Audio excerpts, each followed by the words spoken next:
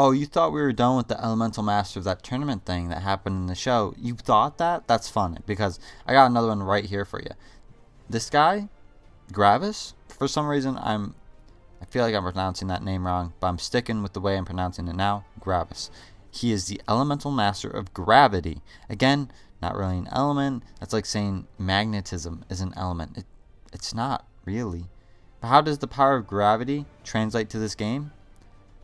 It doesn't. No, they don't give the same treatment to this guy as they did with Nero, where he gets a unique type of Spinjitzu. Instead, GRAVIS gets basic Spinjitzu, which is actually coincidentally more useful than concussion Spinjitzu. So I guess it works out in GRAVIS' favor. Also, GRAVIS has Vine Cut because of his sword. But that's not the main point here. The main point is that GRAVIS' gravity power or whatever is stupid.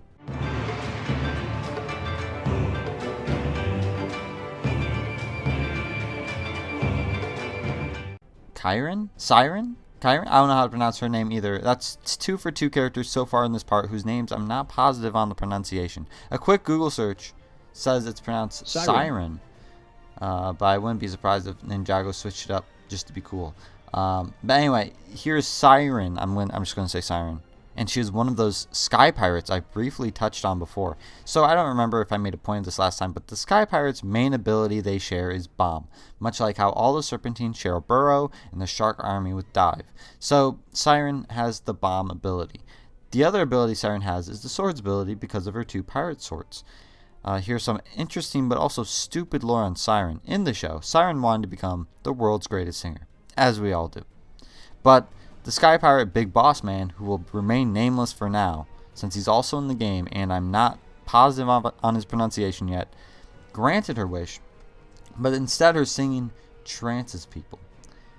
Now, I wonder if the writers of the Ninjago TV show knew the stuff they were writing was so ridiculous. Like, maybe they're just memeing, maybe they're goofing around, and just Cartoon Network just doesn't care. Ninjago has been going on for so long, I wouldn't be surprised if Cartoon Network just stopped questioning it altogether.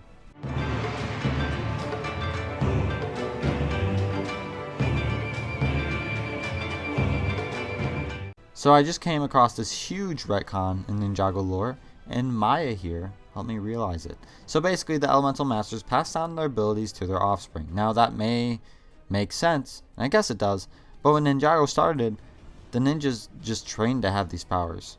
Then later on in the show, Nia became the water-bending ninja, which is a huge retcon in and of itself. But then the whole parents with powers pass it down to their kids retcon happened, and that meant that Nia and Kai, who are siblings, their parents must be elemental masters, and they are. Maya, the subject of the segment, is Kai and Nia's mother, and the previous elemental master of water. First, let's get the boring thing out of the way, which is her staff ability. We all know the staff ability at this point, but the new ability Maya has is water Spinjitzu. All of the main ninjas have their own Spinjitzu that does a specific function in this game. Maya shares water Spinjitzu with Nia in this game, and water Spinjitzu does a few things. First, it clears fires, which is obvious. Also, there are these tanks that you can use water Spinjitzu to fill up, and doing so will do something, probably give you a gold brick or something. But Maya is the OG water master, so it makes sense she has it.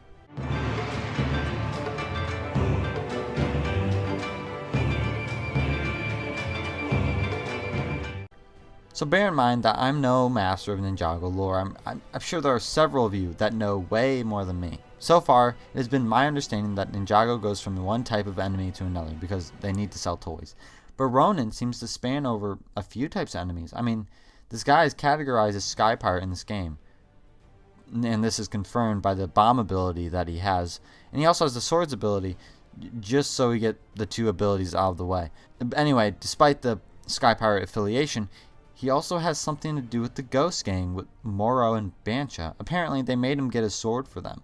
And then, he also sold Zane to another baddie, which is in this game, so I won't name him yet. But that's like 3 different arcs that this guy appears in, which is way more than most characters in Ninjago outside of the main ninjas. Oh, and he also eventually ended up turning good, apparently.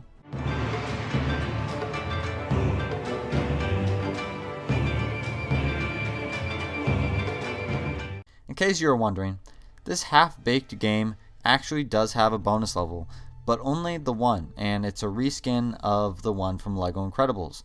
I didn't really talk about the bonus level from that game during my Lego Incredibles Every Character Ranked series, which you should check out if you haven't. But it was just an Omni droid rolling around Metroville and destroying it until you reached 1,000,000 studs. The bonus level in this game is essentially the same thing, just that you play different characters and you destroy Ninjago City instead. One of the 2 characters you play in the bonus levels for this game is this guy, the Green Ninja Mech Dragon, aka a minifigure version of the giant mech dragon that Lloyd rides around. This mech has 2 abilities, and one of them is pretty cool. Let's get the boring one out of the way. Target, he can shoot missiles out of his gauntlet hands, and you can aim where they go. The second ability he has is Explode on Contact, which is exactly as it sounds. He automatically breaks everything he runs into, and it saves you time when breaking stuff, so that's pretty cool.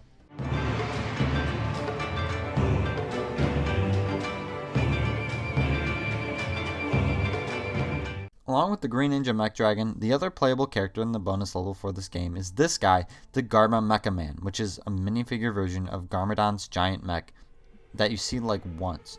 Don't ask me why Lloyd's Mech Dragon is helping Garmadon's mech destroy Ninjago City. I wish I had the answers, but I don't. Anyway, the GARMA Mecha Man has the same 2 abilities as the Green Ninja Mech Dragon, which is Target and Explode on Contact. The reason why I ranked GARMA Mecha Man over the Green Ninja Mech Dragon is because he's just cooler, and it makes more sense to make into a minifigure. Lloyd's Mech Dragon is way too slim and not very humanoid to be made into a minifigure version.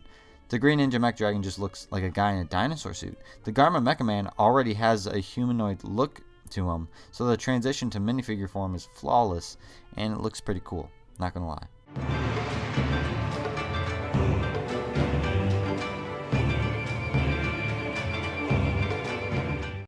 Okay, so here's Editor Me from Beyond the Grave.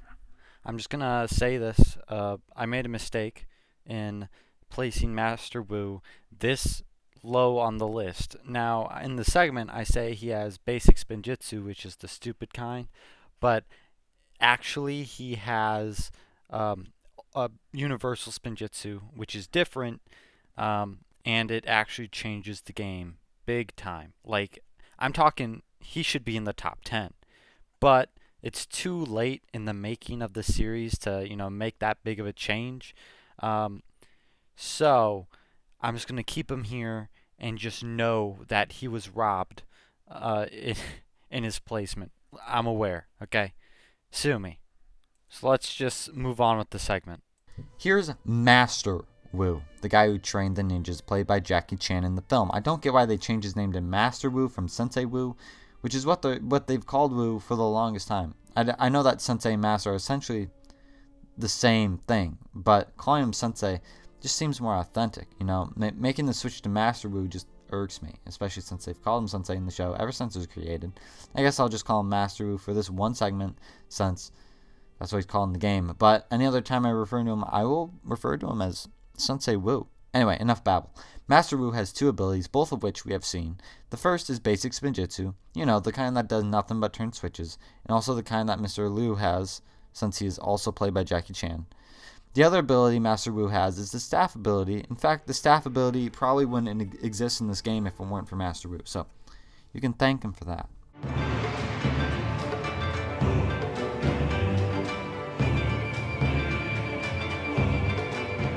Here's General KOZU, another baddie from the Lego Ninjago TV show. Apparently he is the right-hand man of some guy called the Overlord. But the Overlord isn't a character in this game, so I don't mind name-dropping him at this current moment. General KOZU obviously must have been a more prominent character for him to get a character slot in this game and not his boss. But General KOZU looks cooler, so I guess it works out. General KOZU is the general of the Stone Army, yet another army of bad guys from the show. And KOZU has 2 abilities, and one is one we haven't seen. The first ability is Hammer, which isn't surprising because he's holding a hammer. The other is 4-arm handles. There are several characters in this game that have 4 arms, and they can interact with these handles suited for 4 arms.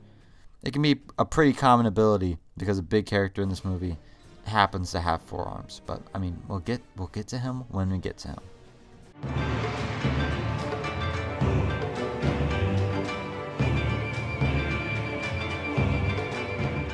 So this is a character that originated in this movie, and she showed up in the collectible minifigure series for this movie too. She's called the IT Bat Nerd, and she works for the baddie of the Lego Ninjago movie. Obviously, she's called Bat Nerd because of the Batman shirt she's wearing. But like, does that mean that the Lego Batman movie takes place in the same universe as the Lego Ninjago movie? Well, it shouldn't, because Lego movie takes place in the imagination of someone's mind. And this one was in Jackie Chan's mind, while the others took place in that kid from the Lego movie's mind.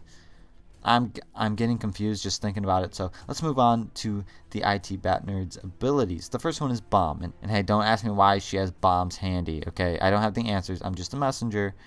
The other ability is Hacking, which I believe is new to the series. Well, it's rarely used, but only IT Bat Nerd and 2 other characters have it. So she can be pretty useful when it comes across it. It's pretty self-explanatory and not much different from other Lego games with this type of ability.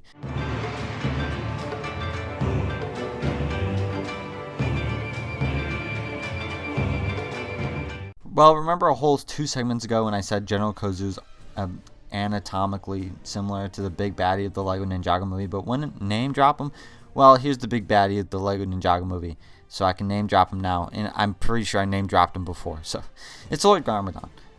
He's the main baddie of Ninjago as a whole to begin with. I remember when Garmadon only had 2 arms before the whole forearm thing became the norm for some reason.